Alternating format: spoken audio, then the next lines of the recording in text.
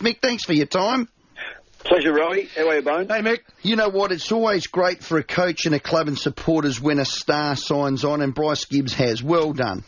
Yeah, we went through the process last night with the board, and that's Andrew McKay and myself, and gave them the information that in regard to our list and where we're at, and it was very well done. It was the board were quick to approve it, and we're delighted. We haven't had a lot of good time in the last this year. So the last month has been very, very tough, and to have a player of his calibre come out and declare himself really a Carlton player for life. Effectively, brilliant. I would say it is. It's very reassuring, and I think it's good for other players to see that in a player that in that position who is domiciled in Melbourne at the moment, but born in South Australia and has a very strong family commitment and chooses to play for Carlton. I think it speaks volumes of what he's. I suppose what he thinks about the future of the football club, and I'm delighted. Yeah, really Mick, delighted. You're right. I mean, it's a great endorsement for everything that's going on at Carlton. It feels like it might be the start of more movement, maybe more pens to paper. Is that how you sort of see it, that get the king to sign and others will follow? Well, you're right. There are others that are up for signature, and we're very confident that the players that are out will be signing. And I just think that when you look at the list, I heard someone the other day make a little bit of a mockery of what I said. I thought the Hawthorn and Geelong game were probably the best we've played in since I've been at the football club, and it was a bit of a mockery of what I said. But I'll stand by that. Last year we played in the finals, and we won X amount of games to get there. We weren't competitive, really competitive against the top sides. We were consistently good until a moment where their class took over, whether it be third or last quarter, and we got beaten. I thought against Geelong, who I regard as a top side, Hawthorn certainly a top side, I thought we were in the contest for a long, long time. We committed the errors that sides outside the 8 make, and that is indecision, perhaps a skill error. But I reckon our endeavour was good. We worked very hard on our processes through the week. Players listened, players got it, and we were highly competitive. And that's what I mean. Winning doesn't necessarily mean that you're playing great football, but that's the method that you choose. And we chose great methods. But the two games surrounding that, Brisbane and Greater Western Sydney, we're so disappointed. I was really totally gutted by the weekend, not because of Greater Western Sydney. I have great respect for all sides, and I have great respect for them. I think they're going to be a power. There's no doubt about that. I've got one of my great players that I have utmost feeling for in Shaw played very well. So, it's not a matter of that we were playing Greater Western Sydney. It's about the way we actually conducted ourselves, how we went about it. And I think our growth has got to be, from now on in, we know that statistically we win the 9 games we make to the finals. We know we're up against that. So therefore we're not being dismissive, but we're saying what's left of this year is not a matter of just pride. It's got to be what our growth is, how we grow as a team, how we grow as an individual. And the challenge now is that we've got to grow. I don't believe, I've never surrendered, I've never put the white flag up in my life. I've been on my knees plenty of times, but not grovelling. And I've been able to get up. And as I said to the player group, it's no sin to be beaten. It's how you go about life and how you go about your performance. And this is something that we've got our growth area is all in front of us. So I'm hoping that the catalyst is Bryce Gibbs, Chris Yaron, Troy Menzel, et cetera, et cetera. And I feel very confident that the group going forward will grow from what's taken place in the last month. We had Brenton Sanderson, luckily, for a half hour yesterday, and I think he's got a similar problem to you guys. Crows are like you in that they get themselves up for the big games, and the Crows have, as you guys have. Yeah. Then they lose against those teams that are expected to win. And one of them was against Carlton, one was against Melbourne, and then Essendon on the weekend. We said, well, then you're mentally fragile. And he really hit us on the head with that. I don't think players can be mentally fragile, but inconsistent form does come down to mental fragility, Mick. No, I'm going to agree with you. I'm not privy to that conversation with Brenton, but I certainly believe that in life, in sporting life, particularly at the elite level, there is a frailty within the human being, and generally speaking, we have the same weight room as the guys next door. We have very similar people that operate the strength and conditioning and the running and so forth. We like to think we've got psychologists. Not everyone's got full-time. We haven't. We've got part-time. We've got people who are very, very good at it. But at the end of the day, there's no question that if you can measure a man's strength by way what he measures in what he pushes, it's very calculated. If you can measure a person's speed, you can do it on a stopwatch. What you can't do all the time is measure a man's strength of character or his strength of mind. And more often than not, that comes about by the occasion, how big the occasion is at the big stage. And I say that I know our group, and I'll be first to admit this, that there are times when the expectations are that we'll know we'll put our backs to the wall, we'll have a real crack at it, but when it becomes an expectation of victory, sometimes there's an overload. And we know that some players take too much of the burden on, so therefore it's not a frailty necessarily, it's perhaps taking so much on that they have to think that we've got to win one, and I've got to play good too, and I've got to get them over the line. And sometimes we don't share that responsibility. So I think that there's cause to say that the mind, and look at Sam Stosur. She is a brilliant player, but there are occasions when the occasion sometimes gets to her. And the same, what differentiates Federer from the next guy is not necessarily that he's a great forehand or backhand player. It's simply that he's got a mind like his mind controls every action, and he never lets the occasion get to him. Now, at some stage, it's going to be timing, and young blokes will take over. But I admire people like that so much because they are so mentally strong and equipped to handle this occasion. What's the easiest?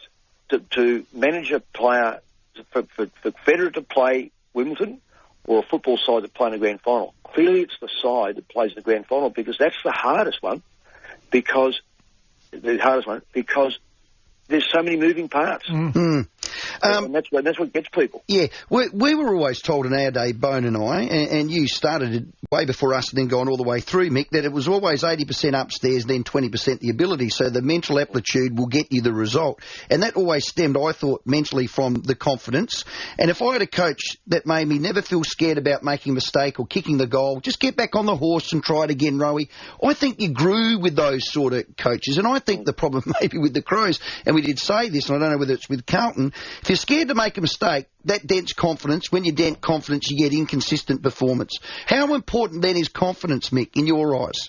Yeah, I think the most important thing, Rowie, is that you understand every player, because some players need challenging. Yep. And some players don't. They're fragile. And some players need an arm around the shoulders. Some players are distant. I think it's too broad of a stroke to say that everyone is in the same category, because I don't believe in that, and I don't like that. Mm-hmm. I think the only way it is you must understand every player and what button to press. What makes them tick? Absolutely, because certain players, and I can use this player because he doesn't play anymore, but when I had Collingwood, I had Ben Johnson. Ben Johnson can take criticism in front of others, and he would respond. Whereas another player, I won't name him, when you point the finger at him in a big room with plenty of people, he caved in. So I learnt not to do that, grabbed him, took him aside, worked with him, he responded. Ben Johnson would say, Mick, I needed that, bang, beauty, I'm going to go on now and respond. So the art to it really is man management. And I don't think there's any one player the same as the next bloke next to him in any football club as there is in any society. There is always a variety of people with a variety of differences that you've got to cater for. So, Mick, can you build a player's his mental toughness then, or do you just build his confidence, as Rowie suggested? I mean, it's a great argument and great debate. I don't know if there's an answer to it, but what do you do? Bone, you've been around for a long time. You would have sat next to blokes in the locker room that you just know that are fragile. Yes. And there's sometimes it's a cuddle, and other times it's a point the finger. Yep. But at the end of the day, I think you can grow mentally stronger. Marginally. I don't think there's any one single thing that says I'm going to make that bloke totally mentally stronger. Sometimes it's got to go through occasions and actually cut it down and say, well, look, you handle this, then you didn't handle this. How do we sit down between us and go, right, next time you're in this situation, what are the triggers that can get you through that occasion? And look, the player then's got to think of those triggers under that extreme pressure. Some will, some won't. Those that don't make it. Okay, you can't carry him as a coach, surely, after a certain while. I mean, surely... No. Unfortunately, that's life in an elite competition. Yes, if they play for your local team in your local area and they're part of the environment, that person just plays. Yeah. And because the stakes aren't as high. But when you're in an elite competition that's continually being tested by media, sponsors, boards, and everything else, your right is to get the best players ready for the most important occasion. That's week-to-week combat.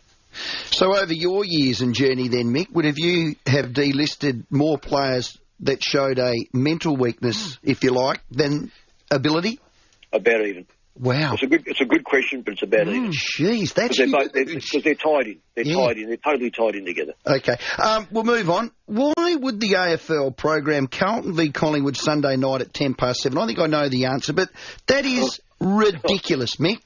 I think Channel 7 would be pretty happy about it. But that's ridiculous. I reckon we sold too much of the farm, this is the AFL, for the broadcasting rights to our media partners, and that's what we're going to have to deal with. We can't do this next time. That's ridiculous. Because you know what? The game's for the fans, and the fans don't want to be out there 7:10 on a Sunday. Well, it certainly does preclude. I can say that a few of my family members, it's precluded because they're young, they're grandchildren that certainly won't go to the game because they wouldn't be able to go into a school the next day. So it certainly does preclude it. I think we've got to wait. Rowie, with all due respects, and I know I'm in your camp here, but we are in a modern society that is that's basically about the media, TV, who can watch it on TV more so than who goes.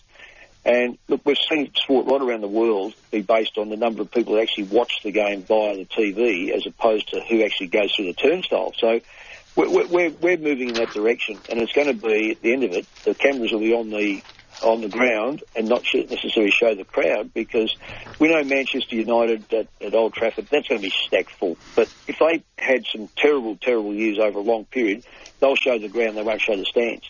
And you know, for our game against the Greater Western Sydney, they showed a lot of the ground, didn't show much of the stand, because there's only about 8,000 or 9,000, if that. So this is the modern era. This is having the game on your phone, not necessarily on your TV, on your phone, on your iPad, on everything else. So this is where we're moving. Hey Mick, did John O'Brien make the right call? Absolutely. Yeah.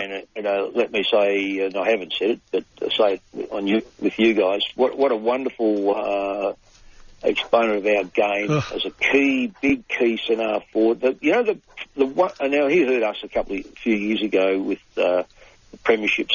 But let me just say, there's a bloke I admire for two very big reasons. He's big-bodied and this sort of stuff and tough and all that sort of stuff, but he's one single bloke that played for his teammates and his club. That was first and foremost before his performance. And don't you just love that in a bloke, no matter how big his name is, that he's playing for his mates and he's playing for his club.